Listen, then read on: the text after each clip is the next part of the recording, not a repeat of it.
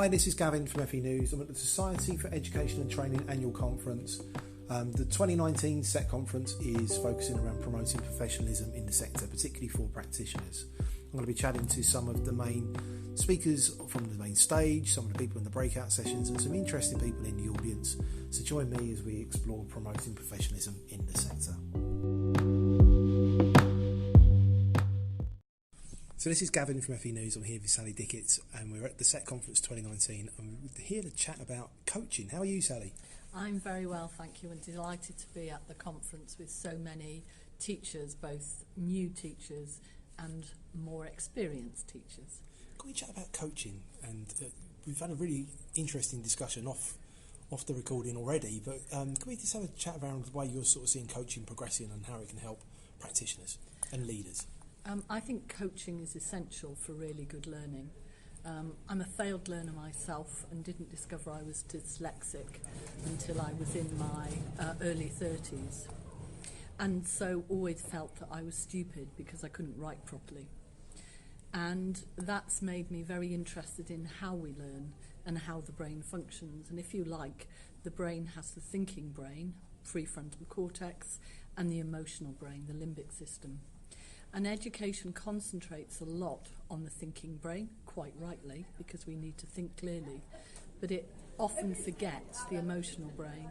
And for most, certainly, of the students we have in our colleges, often it's the emotional side of learning that stops them thinking properly. And what we've found is that coaching is all about you being able to express how you want to do something. And therefore, what we're trying to do at Activate is have performance coaches for our students, but actually a coaching community for the whole organisation.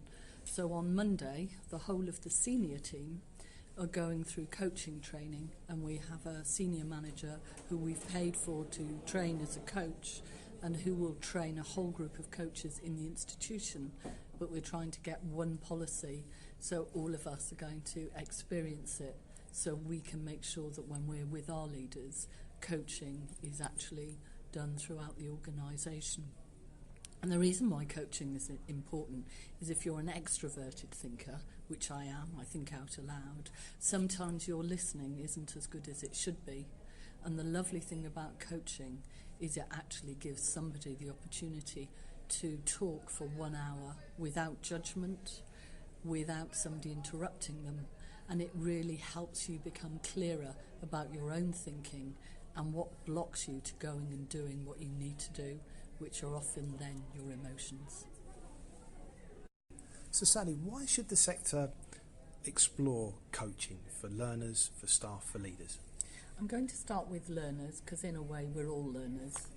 And the main thing is as funding becomes tighter, class sizes are becoming bigger, they have to. And if you've got a class size of 25, 28 students, it's very difficult to really get to know them on a personal level. Therefore, coaching becomes even more important because by coaching somebody, you can really understand who they are. They know that, and if you do coaching the right way and it's not remediation, it's seen as a right for all of your students, then every student is free to explore what is frightening them.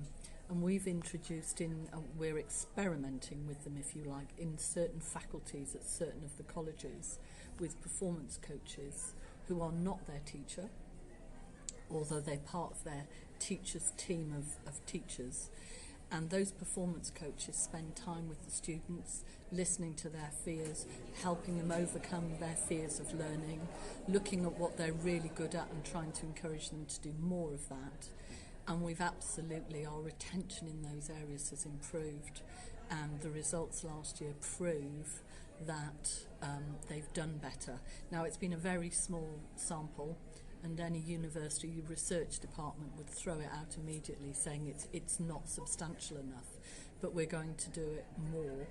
We also do it with our staff, so the most senior team, I actually have 2 coaches, so the most senior team has coaches. And again, that's when you want to do something and you're afraid of it, it's really nice to have 1 hour which is yours, where somebody isn't judging you, they're not your line manager, and you can explore whatever you want to explore. And that, if you can get it throughout the whole organisation, begins to make people feel more confident. And I believe it will help with things like mental health, because if everybody's being coached, you as the individual can begin to explore your own fragility and hopefully stem it before it actually turns into mental health.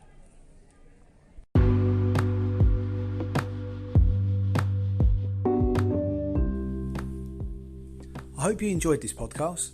Why not click subscribe so you can be informed when the latest next individual podcasts or podcast mini-series from FE News are going to be released.